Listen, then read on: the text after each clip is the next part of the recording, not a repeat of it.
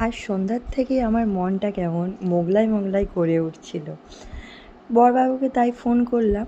বড়বাবুকে phone করতেই উনি বলে উঠলেন যে কী খাবে বলো? মোগলাই খাবে? ব্যাস ভালোই হলো আমার।